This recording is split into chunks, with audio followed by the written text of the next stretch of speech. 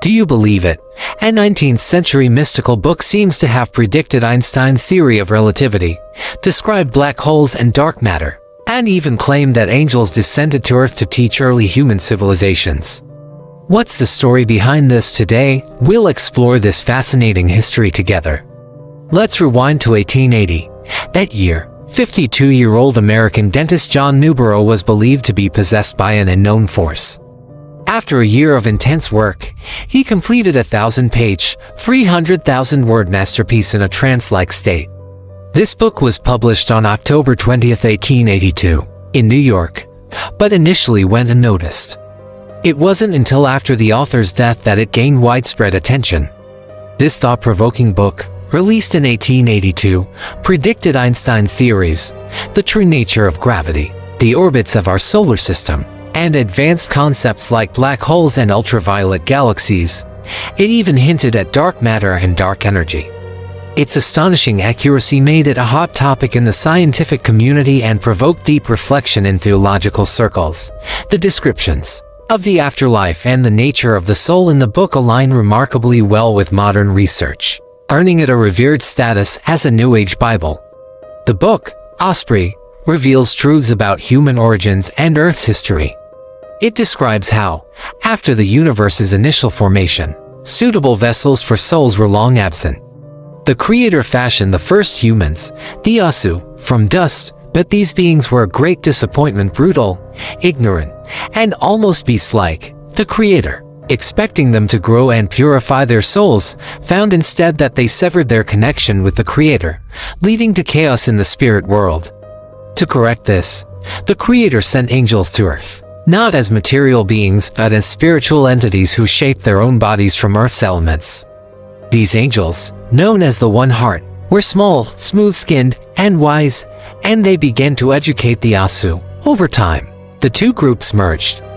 One day, the Creator advised the One Heart to use Earth's resources but warned them not to touch the Tree of Life to avoid becoming breeders and facing endless calamities.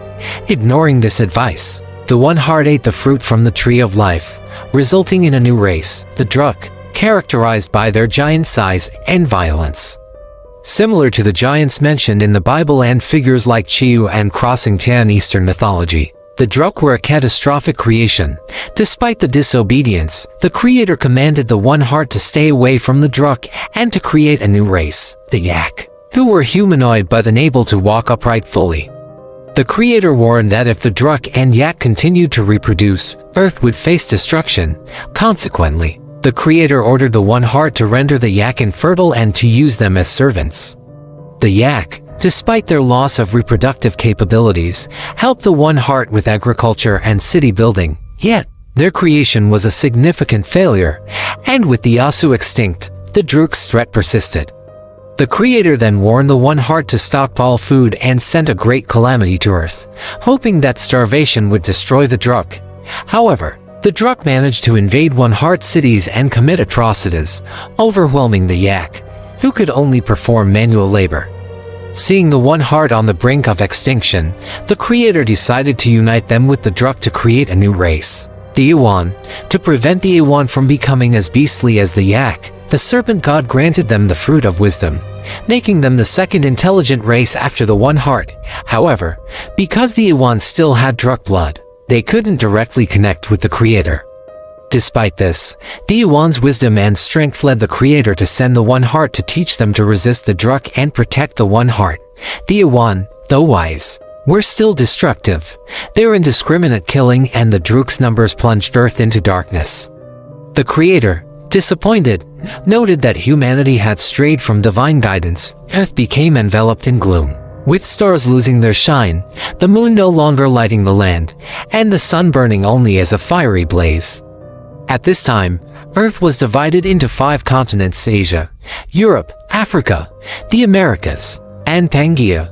The Creator decided to send a disaster and instructed the One Heart to build escape ships. Unaware of the impending catastrophe, the Druk were not prepared. Pangaea sank into the vast Pacific Ocean, leaving a deep Mariana Trench. In ancient Asian legends, this disaster is described as the sky tilting northwest and the Earth sinking southeast. leading to stories like Dua repairing the sky and Yu the Great controlling the flood. In Western and American history, it's depicted as a global superflood. Most Druk lived on Pangaea, and their near extinction followed its sinking. Next, let's explore the fusion of Druk and Osu-Orkjak. These half-beast creatures, possessing both animal and human traits, are likely akin to the mythological beings described in ancient Egyptian lore. Similarly, Chinese mythology features half-human, half-beast demons in texts like the Classic of Mountains and Seas.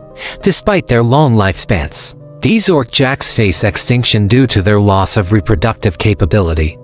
After a series of sudden changes, the once formidable giant Druk and the Orkjak of the subsystem have both vanished, yet another creation of the Creator. Osu, initially considered an ideal vessel for spiritual experience and growth, also faced irreversible demise.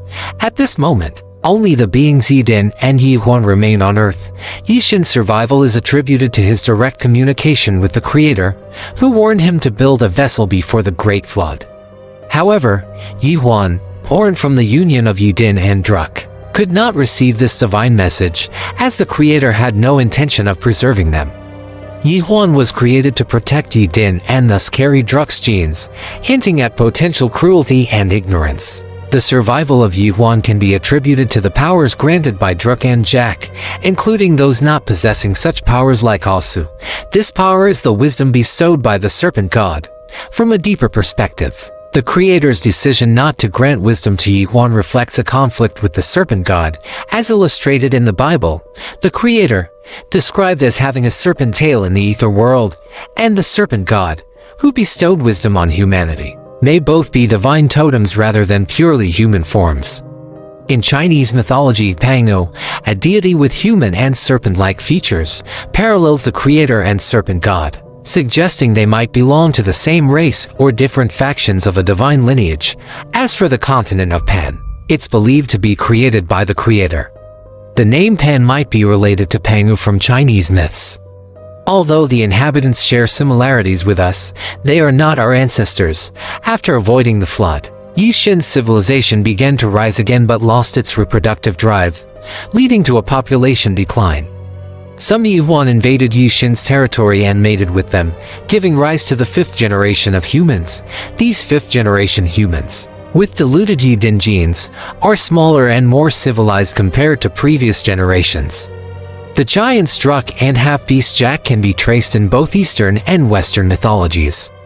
The fourth generation of Yi-Huan likely includes Neanderthals, Cro-Magnons, and Asian dragons, ancient humans known for their physical strength and intelligence.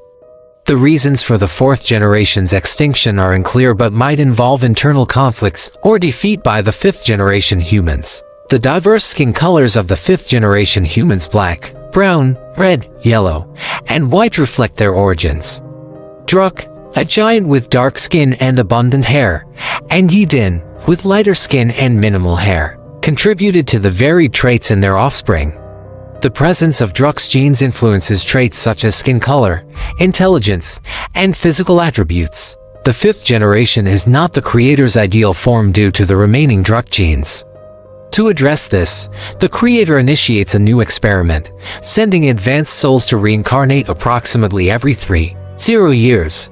These exalted souls act as crucial mentors, leading to significant advancements in human spirituality and civilization, much like the era of great philosophers over 2,000 years ago. As we approach the next arrival of these advanced souls, the world is expected to transform profoundly.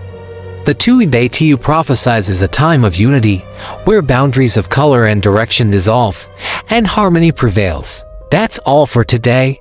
Don't forget to like and subscribe. See you in the next episode.